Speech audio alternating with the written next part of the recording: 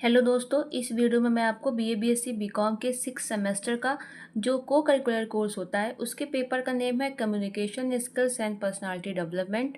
आप सभी को पता है कि जो आपका ये कम्युनिकेशन स्किल्स का पेपर होता है ये पूरा एमसीक्यू बेस्ड होता है। इस वीडियो में मैं आपको ये प्रीवियस है, पहली बात तो क्वेश्चन पेपर है और इसमें मैं आपको पूरे 100 क्वेश्चन विद सॉल्विंग एक एक आंसर आपको बताऊंगी जिससे आपको अच्छे समझ आ जाएगा।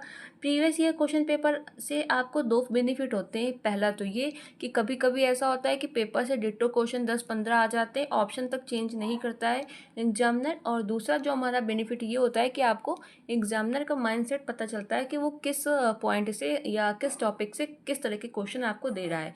तो ज़्यादा संभावना ये होती है कि उसी तरह के क्वेश्चन आपको नेक्स्ट ईयर भी मिलेंगे। और दोस्तों, जो एक बात मैं आपको बताऊं कि जो इस पेपर में टिक है वो आप मत बिल्कुल सही समझिएगा, क्योंकि वो किसी बच्चे का मैंने पेपर लिया है, वो गलत टिक कर सकता है। जो मैं आपको बताऊं आप वही आंसर सही मानेंगे। इसके बावजूद अगर आपको किसी क्वेश्चन में कोई डाउट हो, किसी आंसर में कोई डाउट हो, तो मुझे कमेंट ज़रूर करिएगा।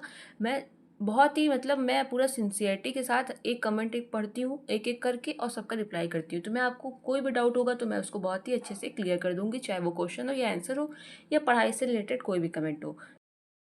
फिर अब बात करते हैं हमारे फर्स्ट क्वेश्चन की। वो फर्स्ट क्वेश्चन है वो आपका है, साक्षात्कार के लिए किसी को कैसे तैयारी करनी चाहिए? सोच से बचकर, लिखित उत्तरों का पूर्वाभ्यास करके, नौकरी की भूमिका और कंपनी को समझकर, लापरवाही से कपड़े पहनकर। तो आपका जो राइट आंसर है वो है ऑप्शन सी, नौकरी की भूमिका और कंपनी को समझकर। नेक्स्ट क्वेश्चन की बात करते हैं अब हम। साक्षात्कार आरंभ करने का प्राथमिक फोकस क्या है? तो ऑप्शन डी, तालमेल स्थापित करना। आप चारों ऑप्शन पढ़ें। नेक्स्ट क्वेश्चन आपका, किसी साक्षात्कार में समापन चरण का क्या महत्व है? नए विषय को खोलने के लिए, प्रमुख बिंदुओं को संक्षेप में प्रस्तुत करना, साक्षात्कार शुरू करने के लिए या बातचीत को बाधित करने के लिए। समापन चरण का क्या मतलब है? उसका मतलब है आप प्रमुख बिंदुओं को संक्षेप में प्रस्तुत करें। ठीक है। फिर अब आपका जो नेक्स्ट क्वेश्चन है वो है, समूह चर्चा के दौरान आचरण कैसा होना चाहिए? दूसरों को बार बार बाधित करना, सक्रिय रूप से सक्रिय रूप से सुने और दूसरों के विचारों का सम्मान करें, बातचीत पर हावी रहें या अन्य प्रतिभागियों पर ध्यान न दें। क्या हो सकता है? ऑप्शन सेकंड है। जो समूह चर्चा होती है हमारा ग्रुप डिस्कशन, उसमें होता है सक्रिय रूप से सुने और दूसरों के विचारों का सम्मान करें। Option B is the right answer.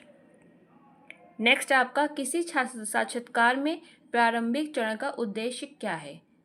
साक्षात्कार समाप्त करने के लिए, चर्चा को सारांशित करने के लिए प्रारंभिक चरण का, या साक्षात्कारकर्ता का परिचय करना, या तालमेल स्थापित करना और माहौल तैयार करना। तो क्या है प्रारंभिक चरण? ऑप्शन डी, तालमेल स्थापित करना और माहौल तैयार करना।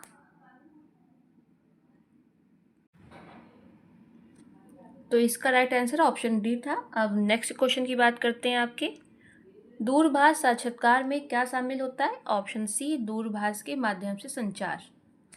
नेक्स्ट क्वेश्चन आपका, कोई व्यक्ति साक्षात्कार के लिए प्रभावी ढंग से तैयारी कैसे कर सकता है?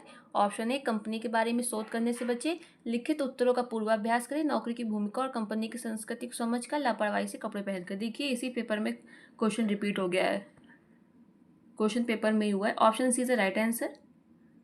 नेक्स्ट क्वेश्चन आपका, समूह चर्चा में निम्नलिखित में से कौन सी सामान्य त्रुटि है? ऑप्शन बी, दूसरों को बाधित करना। नेक्स्ट आपका, साक्षात्कार का अंतिम चरण क्या है? प्रारंभिक, सुनना, समापन, तैयारी। Option C is the right answer, समापन। नेक्स्ट क्वेश्चन आपका, समूह चर्चा का प्राथमिक उद्देश्य क्या है? ऑप्शन सी, विचारों और विचारों का आदान प्रदान करना। नेक्स्ट क्वेश्चन आपका, लिंक्डइन शिष्टाचार में क्या शामिल है? बताइए ऑप्शन कौन सा सही है? मंच पर विनम्र और पेशेवर बने, स्पैम संदेश भेजना, कनेक्शन अनुरोधों को अनदेखा करना, व्यक्तिगत जानकारी साझा करना। तो ऑप्शन फर्स्ट आपका राइट आंसर है, ऑप्शन ए, मंच पर विनम्र और पेशेवर बने।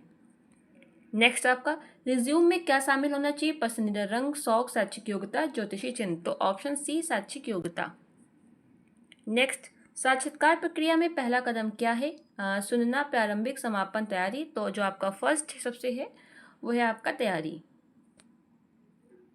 नेक्स्ट आपका, साक्षात्कार मुख्यतः कितने प्रकार का होता है? तो आपका ये 4 प्रकार का होता है। ठीक है। नेक्स्ट आपका समूह चर्चा में सामान्य त्रुटि क्या है? ध्यान से सुनना, दूसरों को बाधित करना, दूसरों की राय का सम्मान करना या सकारात्मक योगदान दे रहा है। तो जो आपका होगा सामान्य त्रुटि वो है ऑप्शन सेकंड, दूसरों को बाधित करना। ये सब आपकी त्रुटि में नहीं आता, ये तो पॉजिटिव है आपका। आंसर सेकंड आपका राइट आंसर बी। नेक्स्ट आपका आप समूह चर्चा का अनुसरण कैसे कर सकते हैं? एक मॉक सत्र में भाग लेकर, मेल जोल से बचकर, ऊंची आवाज में बात करने से, चर्चा छोड़कर। Option first is the right answer, एक मॉक सत्र में भाग लेकर। नेक्स्ट आपका समूह चर्चा में पहला कदम क्या? ये देखिए क्योंकि क्वेश्चन इसी में रिपीट हो रहा है। समापन, सुनना, प्रारंभिक या बात कर रहे हैं। तो जो आपका है पहला कदम वो है प्रारंभिक।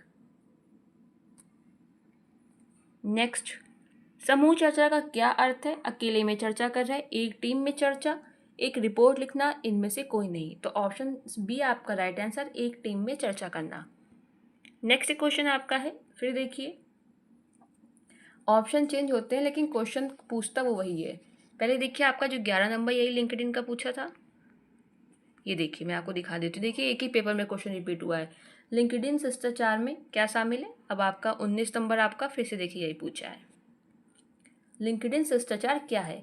सोशल मीडिया प्लेटफॉर्म, लिंक्डइन पर उचित व्यवहार, पेशेवरों को पत्र भेजना, पेशेवर संबंधों को नज़रअंदाज करना, लिंक्डइन हटाना।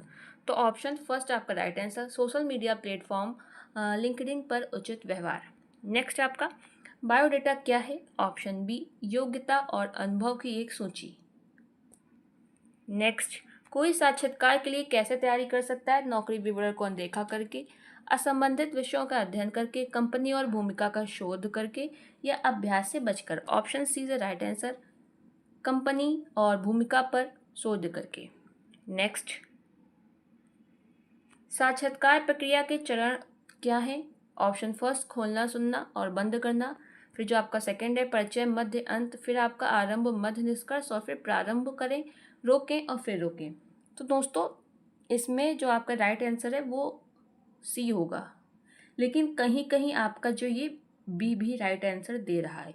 अब ये एग्जामिनर के मूड के ऊपर है क्योंकि इसका मतलब वही हुआ। देखिए मध्य, मध्य, अंत और निष्कर्ष, परिचय, आरंभ। आरंभ में परिचय ही दिया जाता है, ठीक है। तो इन दोनों में आप ज़्यादा तो ऑप्शन सी मिला है मुझे राइट आंसर, लेकिन कहीं कहीं ऑप्शन बी भी दिया है। तो ये तो वही क्वेश्चन हो गया जैसे इतनी सरकारी नौकरियों में क्वेश्चन डाउट वाले आ जाते हैं। तो ये आप यही समझ सकते हैं कि एग्जामिनर के दोनों ऑप्शन सही हैं।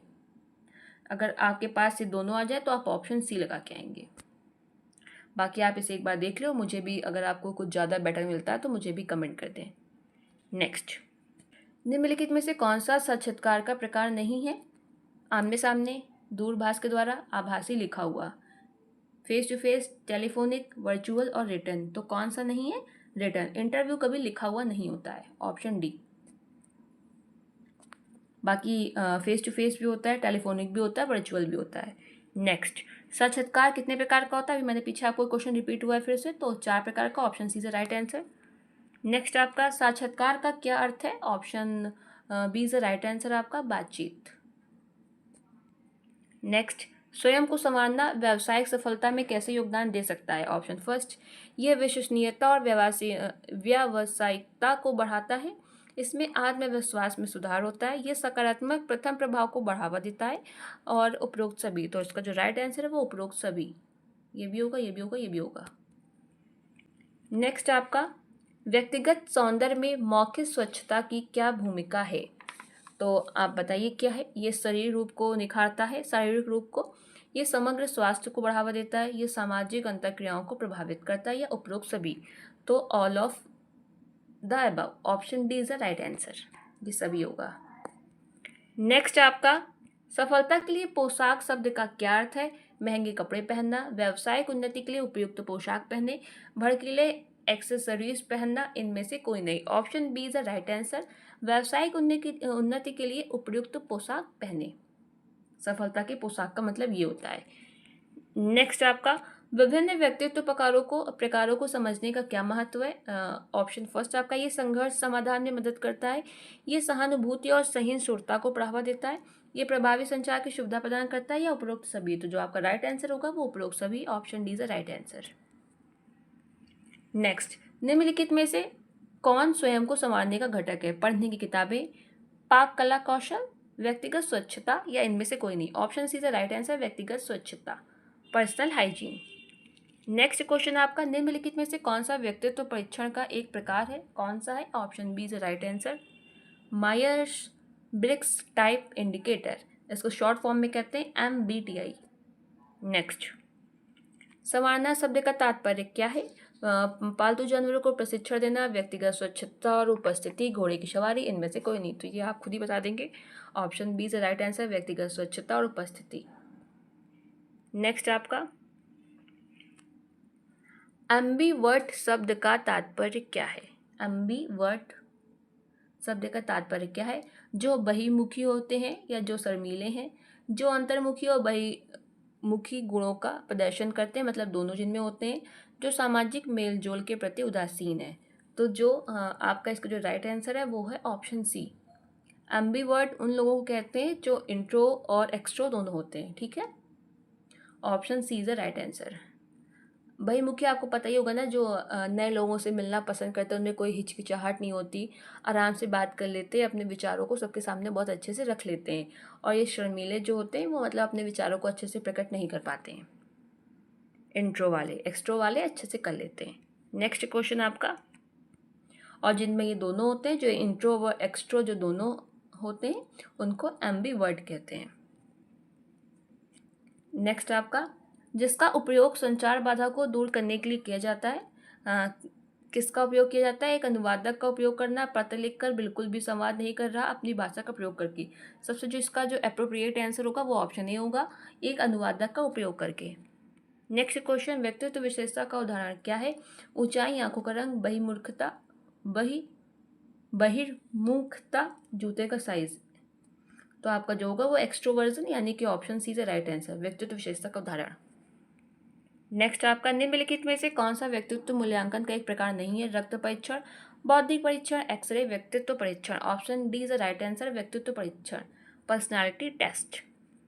नेक्स्ट आपका जो क्वेश्चन है वो आपका 37 नंबर 37, कोई व्यक्तित्व का आकलन कैसे करता है? अवलोकन और साक्षात्कार के माध्यम से, शारीरिक परीक्षण के माध्यम से, रक्त परीक्षण के माध्यम से, या इनमें से कोई नहीं। कोई व्यक्तित्व का आकलन कैसे करेगा बताइए?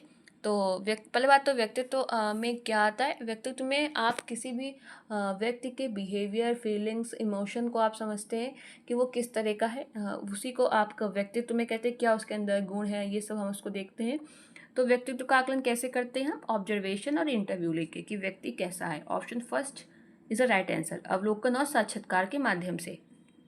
नेक्स्ट आपका, कोई अपने आप को कैसे संवारता है, इसका बताइए? व्यक्तिगत दिखावे को नज़रअंदाज करके, व्यक्तिगत स्वच्छता और दिखावे पर ध्यान देकर, केवल बौद्धिक गतिविधियों पर ध्यान केंद्रित करके, क्या इनमें से कोई नहीं? Option B is the right answer, व्यक्तिगत स्वच्छता और दिखावे पर ध्यान देके। नेक्स्ट आपका, व्यक्तित्व का एक आवश्यक घटक क्या है बताइए? इसमें भौतिक उपस्थिति या भावना, अखंडता, या ऊपर के सभी। तो इसमें आपके ऊपर के सभी होंगे। Option D is the right answer. इसमें मैं आपको बताऊं, अखंडता से क्या मतलब है? आपकी ईमानदारी, ये आपके अखंडता में आती है। आप ईमानदारी है, आप बेईमान है, जो भी है, ये आपका अखंडता में आती है। नेक्स्ट आपका, निम्नलिखित में से कौन सा व्यक्तित्व का निर्धारक है? कौन है बताइए? पारिवारिक पृष्ठभूमि, व्यक्तिगत वरीयताओं, या सामाजिक वातावरण, या ऊपर के सभी। तो जो आपका राइट आंसर होगा वो होगा ऊपर के सभी। Option D is the right answer. Next question आपका, सफलता के लिए ड्रेसिंग का क्या मतलब है? आरामदायक कपड़े पहनना, नवीनतम फैशन रुझानों का अनुसरण करना, अवसर के अनुरूप उचित पोशाक पहनना, या इनमें से कोई नहीं। तो option C is the right answer, अवसर के अनुरूप उचित पोशाक पहनना। नेक्स्ट क्वेश्चन, व्यक्तित्व परीक्षण क्या मूल्यांकन करता है? भुजबल, मानसिक स्वास्थ्य, सामाजिक कौशल, ऊपर के सभी। तो देखिए, जो व्यक्तित्व परीक्षण है उसमें आपकी फिजिकल स्ट्रेंथ का कोई मतलब नहीं होता भुजबल का। मेनली उसमें मानसिक स्वास्थ्य और सामाजिक कौशल मैटर करता है व्यक्तित्व परीक्षण में। लेकिन इसमें आपको भुजबल दे दिया है और ये दोनों दे दिया है। तो वैसे अगर देखें, सही नहीं होगा ऊपर के सभी, लेकिन ये दो ऑप्शन देने के कारण आप इसमें ऑप्शन डी लगा के आएंगे, ऊपर के सभी, क्योंकि मानसिक स्वास्थ्य होता है, सामाजिक कौशल होता है, भुजबल नहीं होता। तब ऐसा तो है नहीं कि इसमें आप कोई लगा सकते हैं ना, आप ये भी कर सकते हैं, लेकिन अब कोई ऑप्शन नहीं है, ये भी गलत क्वेश्चन आपका है, मतलब ऑप्शन सही से नहीं दिए गए हैं इसमें, तो आप राइट आंसर ऊपर के सभी लगा के आएंगे। भाई व्यक्तित्व में हम क्या देखते हैं, किसी की क्या विशेषताएं हैं, उसके बिहेवियर को देखते हैं, उसका क्या नेचर है, इमोशंस को उसको देखते हैं। इसमें फिजिकल ताकत का कोई मतलब नहीं होता व्यक्तित्व परीक्षण में। नेक्स्ट आपका मेजरली हम किसी के बिहेवियर, इमोशंस, फीलिंग्स, इन सबको ऑब्जर्व करते हैं व्यक्तित्व में। नेक्स्ट क्वेश्चन आपका, निम्नलिखित में से कौन सा व्यक्तित्व का प्रकार नहीं है, कौन सा नहीं है, अंतर्मुखी, बहिमुखी, सर्वव्यापी या उभयमुखी। तो बताइए, मैंने आपको बताया था अभी कि इंट्रोवर्ट, एक्सट्रोवर्ट और एबीवर्ट मैंने आपको पीछे बताया था, तो कौन सा नहीं होगा, ऑप्शन सी नहीं है आपका कोई व्यक्तित्व का प्रकार, सर्वव्यापी। नेक्स्ट, मौखिक स्वच्छता के लिए क्या उपयोग है, ऑप्शन ए दांतों को नियमित रूप से ब्रश करना। मीठा पेय नहीं पियेंगे क्योंकि उससे दांतों में कीड़े लग जाते हैं। पानी से परहेज ये भी नहीं करते क्योंकि पानी हम लोग की बॉडी के लिए बहुत ज़रूरी होता है, चाहे वो मुंह हो चाहे वो पेट हो, हर जगह के लिए बहुत इंपॉर्टेंट होता है पूरे शरीर के लिए। तो इसका जो राइट आंसर होगा वो होगा ऑप्शन ए, दांतों को नियमित रूप से ब्रश करना। नेक्स्ट क्वेश्चन आपका जो है, स्वयं को संवारने का एक आवश्यक पहलू क्या है, खाना बनाना सीखना, योगाभ्यास, अच्छे कपड़े पहने हुए हैं या ऊपर के सभी। तो दोस्तों इसमें राइट जो ज़्यादा होगा सही वो होगा ऊपर के सभी, क्योंकि ये स्वयं को संवारने की बात कर रहा है। नेक्स्ट, व्यक्तित्व के मूल्यांकन की विधि क्या है, बौद्धिक परीक्षण, व्यक्तित्व परीक्षण, रक्त परीक्षण या इनमें से कोई नहीं।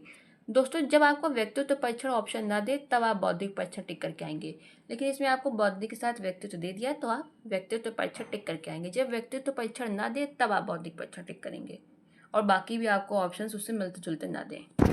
इसका राइट आंसर होगा ऑप्शन बी, व्यक्तित्व परीक्षण। नेक्स्ट क्वेश्चन जो आपका है, व्यक्तित्व क्या निर्धारित करता है, आनुवंशिकी, पर्यावरण। तो ए और बी दोनों C, option C is the right answer. Next, निम्नलिखित में से कौन सा व्यक्तित्व का घटक नहीं है, व्यवहार, नजरिया, आय और चरित्र जो व्यक्तित्व का आपका घटक नहीं है। मैंने आपको पीछे बताया था ना कि हम लोग व्यक्तित्व में क्या देखते हैं, बिहेवियर आपका देखते हैं, फीलिंग्स, इमोशंस, एटीट्यूड, कैरेक्टर। तो क्या नहीं देखते हम लोग, आय नहीं देखते, इनकम से कोई मतलब नहीं व्यक्तित्व का। वैसे ही फिजिकल स्ट्रेंथ या ताकत का भी कोई मतलब नहीं होता। मेजरली हम लोग इसमें बिहेवियर, एटीट्यूड, कैरेक्टर को देखते हैं। नेक्स्ट आपका, व्यक्तित्व कितने प्रकार का होता है। तो दोस्तों जो मेनली आप देखेंगे तो व्यक्तित्व आप कहीं देखें तो आपको 16 प्रकार का देता है, लेकिन अब इसमें 16 प्रकार तो ऑप्शन में दिया नहीं है। तो बहुत मैंने यूनिवर्सिटी के एग्ज़ाम देखे और भी बहुत से एग्ज़ाम देखे हैं, तो उसमें अगर व्यक्तित्व कितने प्रकार का है और अगर इस तरह के ऑप्शन देते हैं तो ज़्यादातर ऑप्शन बी है आपके, कि व्यक्तित्व 4 प्रकार के होते हैं। और इसमें सही बताएं तो बहुत सारे वैज्ञानिक कहते हैं 2 प्रकार के होते हैं, वही एक्सट्रो इंट्रो। कोई कहता है वो 3 प्रकार का होता है, उसने वो एम्बीवर्ट भी बताया है, और कोई कहता है 4 प्रकार का। अब मैं आपको बता दूं 4 प्रकार में क्या है। एक तो वही आपका इंट्रो और एक्सट्रो हो गया, अंतर्मुखी और बहुमुखी। एक आपका जो तीसरा है वो है स्थिर स्थिर, और दूसरा आपका है अस्थिर। ठीक है, ये आपके 4 व्यक्तित्व के प्रकार बताए गए हैं। तो इन अगर आपको 16 देगा तो आप 16 टिक करके आएंगे, अगर 16 ना दे आपको 2 4 6 8 दे तो आप 4 टिक करके आएंगे, क्योंकि ज़्यादा 4 ही राइट आंसर है। बाकी तो एग्जामिनर के मूड के ऊपर है कि उसने एक्स्ट्रो समझ के बनाया है या इंट्रो, या उसने 2 ही पार्ट माने या 4 पार्ट मार के क्वेश्चन बनाया है। ऑप्शन इसके भी सही नहीं है। नेक्स्ट, व्यक्तित्व का क्या अर्थ है। तो व्यक्तित्व का आपका ऑप्शन है व्यक्तित्व ही अर्थ है, पर्सनालिटी। नेक्स्ट, संचार प्रक्रिया का क्या संचार प्रक्रिया क्या है, एक तरफा बातचीत, दो तरफा बातचीत, जानकारी का आदान प्रदान, संदेशों को अनदेखा करना। तो ये है ऑप्शन सी, जानकारी का आदान प्रदान करना। और अगर आपको ये जानकारी का आदान प्रदान ना दे तब आप ये करके आएंगे संचार में, दो तरफा प्रतिक्रिया, बातचीत करना। ठीक है, लेकिन आपको दोनों दिया तो आप ऑप्शन सी टिक करेंगे, जानकारी का आदान प्रदान, क्योंकि संचार प्रक्रिया में 2 या 2 से अधिक लोग भी हो सकते हैं, इसलिए जानकारी का आदान प्रदान होता है। नेक्स्ट, निम्नलिखित में से कौन संचार चक्र का तत्व नहीं है, चैनल, रिसीवर, समय और प्रेषक। तो option C is the right answer, संचार का चक्र नहीं है, टाइम से कोई मतलब नहीं, समय, option C is the right answer. Next, आक्रामक संचार की विशेषता क्या है, मुखरता, दूसरों के अधिकारों का सम्मान, शत्रुता और प्रभुत्व, संयोग और सहयोग। तो क्या है जो ये आक्रामक संचार, option C is the right answer. आक्रामक संचार की विशेषता होती है शत्रुता और प्रभुत्व। नेक्स्ट, अच्छे संचार के लिए किस प्रकार के शब्दों का प्रयोग करना चाहिए? परिवर्णी शब्द या आपके तकनीकी शब्द जाल या सरल? तो ऑप्शन डी, सरल एंड सिंपल। नेक्स्ट आपका क्वेश्चन जो है, किस संचार शैली में दूसरों का सम्मान करते हुए राय और भावनाओं को व्यक्त करना शामिल है? किसमें शामिल है बताएं? ऑप्शन फर्स्ट, निश्चयात्मक, आक्रामक, निष्क्रिय।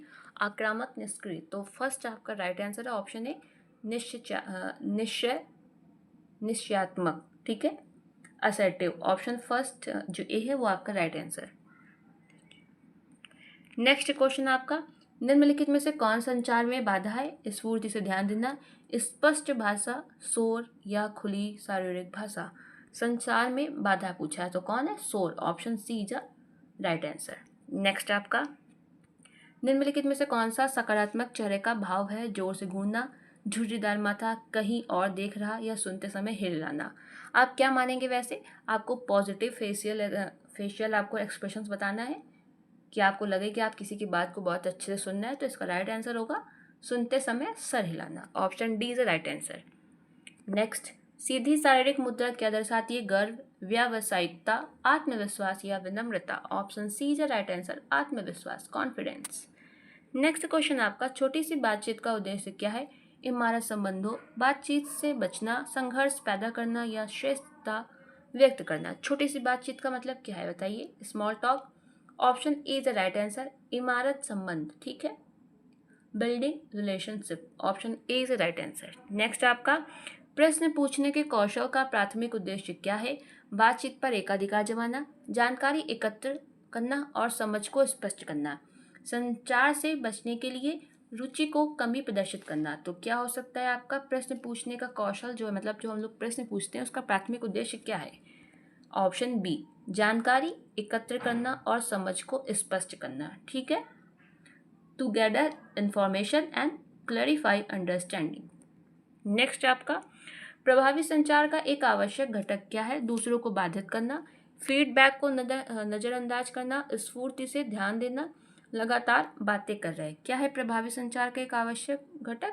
स्फूर्ति से ध्यान देना। Option C is a right answer, active listening प्रभावी संचार का, ठीक है, एक आवश्यक घटक है। नेक्स्ट आपका, किस संचार शैली में दूसरों का सम्मान करते हुए राय और भावनाओं को व्यक्त करना शामिल है? ऑप्शन फर्स्ट, निश्चयात्मक, आक्रामक और निष्क्रिय या आक्रामक निष्क्रिय? तो option first is the right answer, निश्चयात्मक, असर्टिव। नेक्स्ट क्वेश्चन आपका, प्रभावी संचार के 7C का उद्देश्य क्या है? 7C क्या है? संदेश को जटिल बनाना, संदेश को सरल बनाना, संदेश को भ्रमित करने के लिए या संदेश को विकृत करने के लिए? तो जो इसका राइट आंसर होगा वो ऑप्शन बी होगा, संदेश को सरल बनाना इसका उद्देश्य है। Option B is the right answer. Next question आपका, प्रभावी ईमेल लेखन का एक अनिवार्य पहलू क्या है? प्रभावी ईमेल लेखन का एक अनिवार्य पहलू क्या है बताइए? जटिल भाषा का प्रयोग, मतलब जो हम लोग प्रभावी ईमेल होती है उसको आप क्या उसका विशेषता है? जटिल भाषा का प्रयोग, संक्षिप्त और स्पष्ट होना, अप्रासंगिक विवरण सहित या विषय पंक्तियों से बचना? तो option B is the right answer, संक्षिप्त और स्पष्ट होना। छोटी हो और स्पष्ट लिखा हो वही आपकी प्रभावी ईमेल मानी जाती है। नेक्स्ट क्वेश्चन आपका, किस प्रकार की संचार शैली में शत्रुता की विशेषता होती है? आक्रामक। Option B is the right answer. Next question, पार भाषा विज्ञान के किस तत्व में संबंधों का चयन शामिल है? आयतन, शब्दावली, सुर, आवाज का उतार चढ़ाव? तो बताइए क्या? ऑप्शन बी, शब्दावली। नेक्स्ट क्वेश्चन आपका, छोटी छोटी बातें करने की कला किसके लिए उपयोगी है? ऑप्शन फर्स्ट, रिश्ते और तालमेल बनाना, छोटी छोटी बातें। नेक्स्ट आपका, प्रभावी संचार के लिए कौन सा कौशल आवश्यक है? सुनना, सिर्फ बातें कर रहे दूसरों की उपेक्षा करना या बातचीत में बाधा डालना? प्रभावी संचार के लिए तो option first is the right answer, सुनना, लिसनिंग। नेक्स्ट, अशाब्दिक संचार का उदाहरण क्या है? बोला जा रहा है, लिखना, इशारा, टेक्स्ट, संदेश भेजना? तो ऑप्शन सी इशारा, मतलब अशाब्दिक समझ गए ना, नॉन वर्बल। तो बोलना तो उसमें आ जाता है, लिखना भी आ जाता है, नॉन वर्बल मतलब वर्बल में आता है, और टेक्स्ट संदेश भेजना भी वर्बल में आता है। नॉन वर्बल में क्या है? इशारा। इशारों से, चेहरे के हाव भाव से आप चीज़ों को समझाना आपका अशाब्दिक संचार का उदाहरण है। नेक्स्ट आपका, मुख्य संचार की विशेषता क्या है? आक्रामक ढंग से अपनी राय थोपना, संघर्ष से डरते हुए बचना, अपने और दूसरों के अधिकारों का सम्मान करना। नेक्स्ट आपका जो ऑप्शन है वो है दूसरों की भावनाओं से छेड़छाड़ करना। मुखर संचार की विशेषता पूछा है तो option C is right answer, अपने और दूसरों के अधिकारों का सम्मान करना। नेक्स्ट क्वेश्चन आपका, पार भाषा विज्ञान में पिंच का क्या अर्थ है? वाणी का तेज होना, भाषण की गति, स्वर का ऊंचा या नीचा होना, वाणी में विराम। ऑप्शन सी स्वर का ऊंचा या नीचा होना राइट आंसर। नेक्स्ट, निम्नलिखित में से कौन सा पैरा भाषा विज्ञान का एक तत्व है? शब्दावली, शब्द तनाव, आयतन, विराम चिन्ह। ऑप्शन सी आयतन, वॉल्यूम। नेक्स्ट क्वेश्चन, संचार में क्या बाधाएं हैं? संचार को सुगम बनाने वाले कारक, संचार में बाधा डालने वाले कारक, संचार को प्रोत्साहित करने वाले कारक, संचार को हतोत्साहित करने वाले कारक। कौन आपका राइट आंसर होगा? Option B. संचार में क्या बाधाएं हैं? संचार में बाधा डालने वाले कारक। सुगम बनाने वाले तो कारक हो नहीं सकते क्योंकि इसमें बाधा पूछी है। संचार को प्रोत्साहित करना, ये भी पॉजिटिव वे है आपका। संचार को हतोत्साहित करने वाले कारक, ये भी नहीं होगा। तो आपका राइट आंसर होगा ऑप्शन बी, संचार में बाधा डालने वाले कारक। नेक्स्ट, संचार के दो मुख्य प्रकार क्या हैं? ये देखिए है ना आपके, संचार के जो दो मुख्य प्रकार क्या हैं बताएं? मौखिक और गैर मौखिक, लिखा और बोला गया, प्रत्यक्ष और अप्रत्यक्ष, औपचारिक और अनौपचारिक। राइट आंसर दोस्तों आपका है ऑप्शन ए, मौखिक और गैर मौखिक। वर्बल और नॉन वर्बल आपका कम्युनिकेशन होता है। नेक्स्ट, संचार क्या है? सूचना साझा कर रहे, संदेशों को अनदेखा करना, बातचीत में बाधा डालना या बातचीत से बचना। Option first is right answer. संचार का मतलब है सूचना साझा करना या सूचना का आदान प्रदान करना। नेक्स्ट क्वेश्चन आपका, संचार में भौतिक स्थान के उपयोग के अध्ययन के लिए किस शब्द का प्रयोग करते हैं? प्रॉक्सिमिक्स, हैप्टिक्स, काइनेसिक्स या कालक्रम। Option first proxemics. जब संचार में हम भौतिक स्थान कहीं भी अगर आपको आए कि उसका उपयोग के लिए किसका अध्ययन को क्या कहते हैं, तो प्रॉक्सिमिक्स। ठीक है। नेक्स्ट आपका, संकेत भाषा संचार को कैसे सुविधाजनक बनाती है? संकेत भाषा लिखित संकेतों के माध्यम से, बोले गए शब्दों के माध्यम से, अशाब्दिक हाथ के इशारों के माध्यम से या पैथी के माध्यम से। संकेत भाषा जिसमें आप साइन लैंग्वेज कहते हैं ना इशारों से, तो क्या होगा बताइए इसमें? Option C is right answer, अशाब्दिक हाथ के इशारों के माध्यम से, नॉन वर्बल यानी कि इशारों के माध्यम से आपको संकेत भाषा में बताना होता है सब कुछ। ये आपके लिखित संदेश बोले गए और टेलीपैथिक, तो ये आपका वर्बल में हो गया, नॉन वर्बल यहाँ पूछा है। नेक्स्ट आपका, आत्म जागरूकता किसमें योगदान देती है? संचार में गलतफहमी, दूसरों की बेहतर समझ, अप्रभावी समूह गतिशीलता या सहानुभूति में कमी। आत्म जागरूकता किस में योगदान देती है? तो option B is the right answer, दूसरों की बेहतर समझ कराती है आपको, self awareness, better understanding of others. Option B is the right answer. Next question आपका, काइनेसिक्स मुख्य रूप से किससे संबंधित है? चेहरे के भावों के प्रयोग से, स्पर्श का प्रयोग, इशारों और शारीरिक गतिविधियों का प्रयोग या स्वर संकेतों का प्रयोग। ऑप्शन सी इशारों और शारीरिक गतिविधियों का प्रयोग को काइनेसिक्स कहते हैं। अभी मैंने आपको पीछे बताया था कि जब भौतिक स्थान का यूज हो तब उसको क्या कहते हैं? प्रॉक्सिमिक्स। ठीक है, देखिए भौतिक स्थान में, और जब इशारों का हो तो क्या कहते हैं? काइनेसिक्स। ठीक है, इशारों का प्रयोग। ये काइनेसिक्स मुख्य रूप से किससे संबंधित है? ऑप्शन सी। नेक्स्ट क्वेश्चन आपका, संचार में बॉडी लैंग्वेज की क्या भूमिका है? ये संचार को प्रभावित नहीं करता। बॉडी लैंग्वेज ये मौखिक संचार को बढ़ाता है, ये मौखिक संदेशों का खंडन कर सकता है, या आपका लास्ट ऑप्शन ये केवल लिखित संचार को प्रभावित करता है। तो जो राइट आंसर है वो आपका ऑप्शन बी होगा, ये मौखिक संचार को बढ़ाता है। बॉडी लैंग्वेज किसको बढ़ाता है? मौखिक संचार को। Option B is the right answer. अब आपका जो नेक्स्ट क्वेश्चन है इसका तो हो गया ना right answer, option B. Next question आपका, व्यावसायिक शिष्टाचार का उद्देश्य क्या है? पेशेवर आचरण की उपेक्षा करना, व्यावसायिक सेटिंग में उचित व्यवहार बनाए रखना, कार्यस्थल में आकस्मिक बातचीत को प्रोत्साहित करना, अनौपचारिक इशारों को बढ़ावा देना। तो व्यावसायिक शिष्टाचार का उद्देश्य क्या है? ऑप्शन बी, व्यावसायिक सेटिंग में उचित व्यवहार बनाए रखना। Option B is the right answer. व्यावसायिक शिष्टाचार का मतलब ये होता है। नेक्स्ट, सांस्कृतिक अंतर शारीरिक भाषा को कैसे प्रभावित करता है? सांस्कृतिक अंतर, ठीक है। ऑप्शन ए, इनका शारीरिक भाषा पर कोई प्रभाव नहीं पड़ता। गलत। इनका परिणाम सार्वभौमिक शारीरिक भाषा संकेत होते हैं। वे शारीरिक भाषा की व्याख्या में अंतर पैदा करते हैं।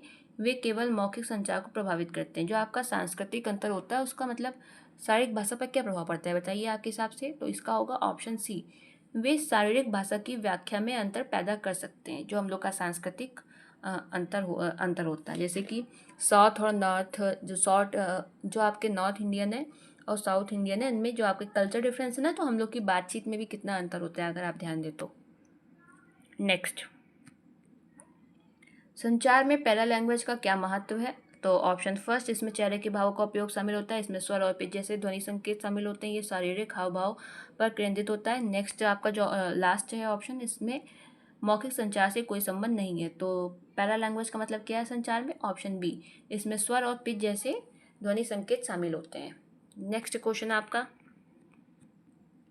आत्म जागरूकता का तात्पर्य क्या है? ऑप्शन फर्स्ट, अपने स्वयं के विचारों, भावनाओं और व्यवहारों को समझना, खुद के व्यवहार को नजरअंदाज करना, केवल बाहरी कारकों पर ध्यान केंद्रित करना, व्यक्तिगत कार्यों के बारे में कोई जानकारी न होना। आत्म जागरूकता का मतलब आपके अकॉर्डिंग इसमें क्या हुआ? ऑप्शन फर्स्ट बिल्कुल आपका सही है, अपने स्वयं के विचारों, भावनाओं और व्यवहारों को समझना। बाकी जो ये तीन है उसके अकॉर्डिंग जो राइट आंसर है वो ऑप्शन ए है। नेक्स्ट, समूह व्यवहार की अवधारणा क्या है? तो जो आपके ऑप्शन है वो है, ये अलगाव में व्यक्तियों द्वारा प्रदर्शित व्यवहार को संदर्भित करता है। इसमें सामूहिक सेटिंग के भीतर व्यवहार का अध्ययन करना शामिल है। ये केवल व्यक्तिगत कार्यों पर केंद्रित है। इसका मानव व्यवहार से कोई संबंध नहीं है। अब बताइए आपका समूह व्यवहार की अवधारणा क्या आपको लग सकती है?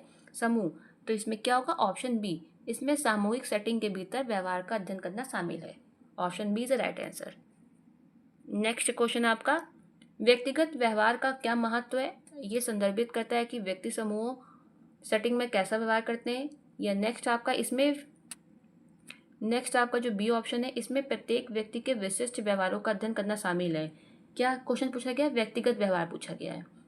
ये केवल समूह की गतिशीलता पर केंद्रित है। ये समग्र व्यवहार को प्रभावित नहीं करता। जो आपका व्यक्तिगत व्यवहार है उसके अकॉर्डिंग आपका राइट आंसर ऑप्शन बी होगा। इसमें प्रत्येक व्यक्ति के विशिष्ट व्यवहारों का अध्ययन करना शामिल है व्यक्तिगत व्यवहार में। नेक्स्ट,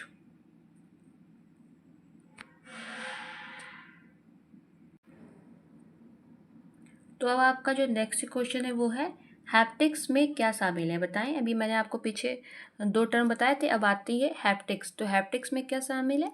ऑप्शन बी, संचार में स्पर्श का प्रयोग। जब हम इसमें हैप्टिक्स में आपका स्पर्श का प्रयोग होता है संचार में, ठीक है। और पीछे मैंने आपको भी दो टर्म बताए थे जहाँ भौतिक स्थान का यूज़ था और इशारों का। ये है संचार में स्पर्श का उपयोग। ये टर्म आप याद रखिएगा, क्वेश्चन इंपॉर्टेंट है हैप्टिक्स, ठीक है। नेक्स्ट आपका जो है,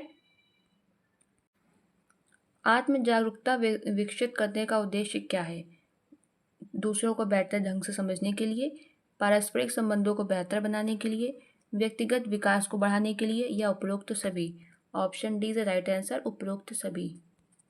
फिर आपका जो नेक्स्ट क्वेश्चन है, शारीरिक भाषा संचार को कैसे प्रभावित करती है? जो शारीरिक भाषा है हमारी वो कम्युनिकेशन को कैसे इफेक्ट करती है? तो जो आपके ऑप्शन दिए हैं उसमें है आपका, इसका संचार पर कोई प्रभाव नहीं पड़ता बॉडी लैंग्वेज का। ये मौखिक संचार को बढ़ाता है। मतलब इसका है कि बॉडी लैंग्वेज क्या आपकी मौखिक संचार को बढ़ाती है? ये मौखिक संदेशों का खंडन कर सकता है। ये केवल लिखित संचार को प्रभावित करता है। जो आपकी बॉडी लैंग्वेज है ये संचार को कैसे प्रभावित करती है? तो जो इसका राइट आंसर होगा वो ऑप्शन सी, ये मौखिक संदेशों का खंडन कर सकती है। दोस्तों मैं आपको चीज़ और बता दूं, option C is right answer इसमें है, लेकिन कहीं कहीं मुझे ऑप्शन बी भी मिला है राइट आंसर में। तो ये क्वेश्चन भी आप देख लेंगे, ठीक है। मैं आपको बता रही हूँ, ज़्यादा सही आपका ऑप्शन सी है, लेकिन ऑप्शन बी भी कहीं कहीं दिया हुआ है। नेक्स्ट, वर्चुअल मीटिंग शिष्टाचार क्या है, जो आपका नेक्स्ट क्वेश्चन है। इसके जो आपके ऑप्शन दिए गए हैं वो है व्यक्तिगत बैठकों के दौरान उचित व्यवहार। वर्चुअल मीटिंग शिष्टाचार पूछ रहा है आपसे। आभासी बैठकों के दौरान उचित व्यवहार, वर्चुअल मीटिंग आमंत्रणों को अनदेखा करना, आभासी बैठकों में अनौपचारिक भाषा का प्रयोग। तो जो इसका वर्चुअल मीटिंग शिष्टाचार है वो है ऑप्शन बी, आभासी बैठकों के दौरान उचित व्यवहार। वर्चुअल मीटिंग शिष्टाचार है आपका option be the right answer. Next question आपका, व्यावसायिक शिष्टाचार क्या है आपका। ऑप्शन आपके दिए गए हैं, व्यावसायिक संचार में औपचारिक भाषा का प्रयोग, व्यावसायिक परिवेश में उचित व्यवहार, अपशब्दों और अनौपचारिक भाषा का प्रयोग, अनौपचारिक इशारों का प्रयोग। तो जिसमें राइट आंसर होगा व्यावसायिक शिष्टाचार क्या है आपका ऑप्शन बी, व्यावसायिक परिवेश में उचित व्यवहार। नेक्स्ट आपका फिर से आया, क्रोनेमिक्स क्या है। अभी मैंने आपको पीछे 3 टर्म बताई थी, अब आ गया आपका क्रोनेमिक्स क्या है। ये क्रोनेमिक्स है, इसमें आपका संचार में समय का प्रयोग, संचार में समय के उपयोग को क्रोनेमिक्स कहते हैं। तो ठीक है, क्रोनेमिक्स आपको समझ आ गया, इसमें संचार में समय का यूज को क्रोनेमिक्स कहते हैं। अब बताइए क्रोमेटिक्स का तात्पर्य क्या है, ये आपका इसमें 5वां टर्म हुआ। क्रोमेटिक्स का प्रयोग है संचार में रंगों के प्रयोग को कहते हैं। इनको आप एक जगह नोट कर लें पांचों को, जिससे आपको याद रहे। क्रोमेटिक्स संचार में रंगों का यूज। नेक्स्ट आपका क्वेश्चन है, सांकेतिक भाषा क्या है। विकलांग लोगों द्वारा उपयोग की जाने वाली भाषा, हाथ की गतिविधियों, चेहरे के भाव और शारीरिक मुद्राओं का उपयोग करके संचार का एक रूप, एक लिखित भाषा या व्यावसायिक संचार में प्रयुक्त भाषा। तो बताइए क्या है सांकेतिक भाषा आपकी sign language. Option B is the right answer, हाथ की गतिविधियों, चेहरे के भाव और शारीरिक मुद्राओं का उपयोग करके संचार का एक रूप। नेक्स्ट क्वेश्चन आपका, पैरा लैंग्वेज क्या है। चेहरे के भावों का यूज, स्पर्श का प्रयोग, आपका स्वर, पिच और वॉल्यूम जैसी ध्वनि संकेतों का यूज, आंखों से संपर्क का प्रयोग। तो जो आपका पैरा लैंग्वेज है उसका राइट आंसर होगा ये स्वर, पिच और वॉल्यूम जैसी ध्वनि संकेतों का यूज किया जाता है इसमें। नेक्स्ट क्वेश्चन फिर से देखिए, ये आया आपका, मैंने आपको बताया था पीछे कि प्रोक्सेमिक्स क्या है। बताइए, अभी मैंने आपको पीछे बताया है ऑप्शन सी, संचार में भौतिक स्थान का यूज। अभी मैंने आपको रंगों का यूज बताया था, संचार में जो रंगों का यूज है उसे कहते हैं क्रोमेटिक्स, और संचार में समय का यूज को क्रोनेमिक्स। नेक्स्ट आपका, निम्नलिखित में से कौन सा शारीरिक भाषा का आयाम नहीं है। प्रोक्सेमिक्स, हैप्टिक्स, ऊष्म प्रवैगिकी या काइनेसिक्स।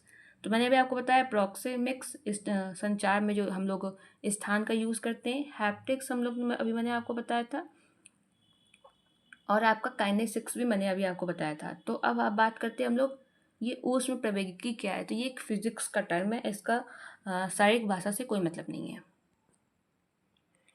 ये देखिए आपको समझ में शायद याद आ जाए इंग्लिश में, हिंदी में नहीं समझ में आ रहा होगा। थर्मोडायनामिक हम लोग ने बहुत नाम सुना है फिजिक्स में, तो ये फिजिक्स का टर्म है। नेक्स्ट क्वेश्चन आपका, आत्म जागरूकता विकसित करने का क्या महत्व है। ये दूसरों को बेहतर ढंग से समझने में मदद करता है, ये भावनात्मक बुद्धिता को बढ़ाता है, ये संचार कौशल में सुधार करता है, या उपरोक्त सभी। तो बताइए क्या होगा इसका राइट आंसर आपका, कि आत्म जागरूकता विकसित करने का क्या महत्व है। तो इसका राइट आंसर होगा उपरोक्त सभी। ठीक है, ये दूसरों को बेहतर ढंग से समझने में मदद करता है, ये भावनात्मक बुद्धि भी बढ़ाता है, संचार कौशल में सुधार भी करता है, जो हम लोग का सेल्फ अवेयरनेस होती है। तो इसका राइट आंसर उपरोक्त सभी। नेक्स्ट क्वेश्चन आपका, बॉडी लैंग्वेज से क्या तात्पर्य, मौखिक संवाद, अनकहा संचार, लिखित संचार या टेलोपैथिक संचार। तो राइट आंसर आपका होगा अनकहा संचार। बॉडी लैंग्वेज, बॉडी लैंग्वेज से क्या तात्पर्य है, ये आपका नॉन वर्बल होती है, जो हम लोग की बॉडी मतलब इशारों द्वारा। और अनकहा संचार को आपका ऑप्शन में ये भी लिख के आ सकता है हिंदी में, गैर गैर मौखिक संवाद। ठीक है, गैर मौखिक, नॉन वर्बल। बॉडी लैंग्वेज से क्या तात्पर्य, अनकहा। Option B is the right answer, non verbal. Next question आपका, निम्नलिखित में से कौन संचार बाधा नहीं है। भाषाई बाधा, पारस्परिक बाधा, वित्तीय बाधा या संगठनात्मक बाधा। संचार के बाधा कौन सी नहीं है। ऑप्शन सी, वित्तीय बाधा का कोई मतलब नहीं है फाइनेंशियल बैरियर का। बाकी भाषाई बाधा प्रभावित करती है संचार बाधा को, पारस्परिक बाधा भी, और संगठनात्मक बाधा भी। Option C is the right answer, वित्तीय बाधा संचार बाधा नहीं है। ठीक है, तो दोस्तों ये थे हमारे पूरे 100 क्वेश्चन, मैंने आपको सॉल्विंग के साथ पूरे बता दिए एक एक करके। किसी भी क्वेश्चन में कोई डाउट हो तो आप मुझे ज़रूर कमेंट करें, मैं उसका रिप्लाई डेफिनेटली करूँगी। आंसर भी आपको बहुत अच्छे से एक्सप्लेन कर दूँगी। इसके अलावा ये 100 क्वेश्चन आप 1-2 बार ज़रूर देखें। मुझे पूरी उम्मीद है कि जो आपका आने वाला पेपर है, उसमें इन क्वेश्चन से रिलेटेड कोई ना कोई क्वेश्चन ज़रूर आपका आएगा। 40 मिनट का वीडियो है, आप 2-3 बार देख लें, बस आपका काम हो जाएगा प्रीवियस ईयर क्वेश्चन के अकॉर्डिंग। तो ये थे पूरा वीडियो। कोई भी इसके अलावा आपके पास कोई भी डाउट हो मुझे कमेंट करिएगा, रिप्लाई मैं डेफिनेटली करूँगी। वीडियो देखने के लिए धन्यवाद।